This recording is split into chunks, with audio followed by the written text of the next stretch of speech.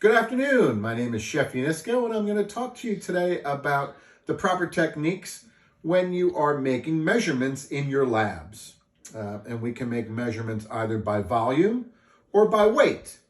By volume, we talk about solid volume. We have our measuring cups here and our measuring spoons here, just standard. Cup, half cup, third cup, quarter cup, tablespoon, teaspoon, half teaspoon, quarter teaspoon. Liquid measurements by volume with our liquid measuring cups. I have a 2-quart and I have a 1-pint measuring cup here. Of course, liquid measured by teaspoon, tablespoon, of course, as well. All right.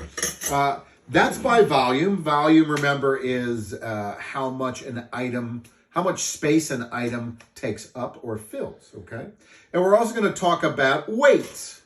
So weight is how heavy an item is, right? I have a digital scale here, and I have something else called a spring scale here.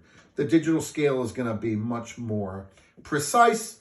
The spring scale, a little less precise, but we see these a lot, especially in portion control as well.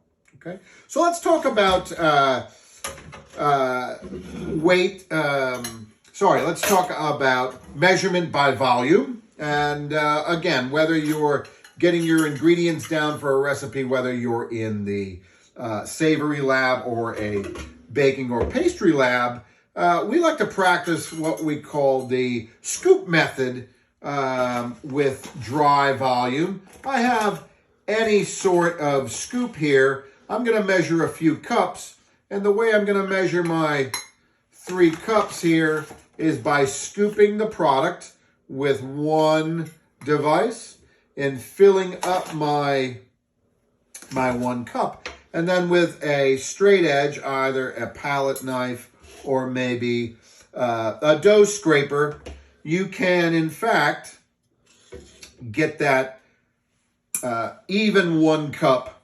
And then you can put that in your mise en place container to get the rest of your ingredients together. Again, we're going to scoop with one device. I have a half cup measure here, and we're going to use a straight edge to clean that heaping cup, so we have a straight cup like that. All right, so that's our scoop method. We can do this, of course, if we're getting our mise en place together for our recipe. We can do the same with our teaspoon, tablespoon measuring cups. And that, of course, is with dry measure the same way. We're going to use our straight edge to scrape all the excess off the top of our measuring device to put into our mise en place containers. Okay, so if we're using liquid, of course, we're going to fill up the liquid, whatever it is. We'll fill the liquid up to the desired graduated line on our measuring device. This happens to be a pint. This happens to be a 2-quart device. Same is true with our teaspoon, tablespoon, half teaspoon, etc. We fill up to the desired amount. Of course, if it heaps in this, it's just going to drip off. So we want to fill it up to the lines. Okay. With our scales, we have to practice the weight. Of course, in our spring scale, here I have a 32-ounce scale, and we want the arrow of the scale to be in line with the 0 on the 32 ounces. So this is 2 pounds max.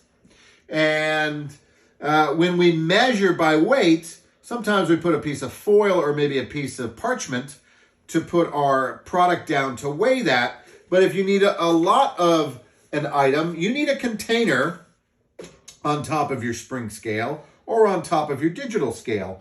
When we put the container on the scale, that's going to deflect our arrow because the container weighs a certain amount. So we will 0 or tear our scale back to 0. All right.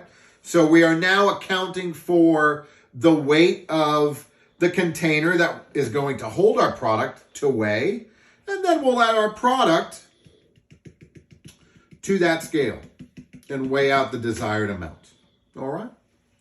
We're going to do the same thing with our digital scale. We'll turn our scale on.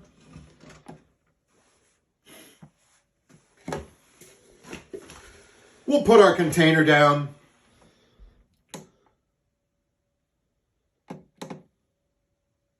We'll tare our scale.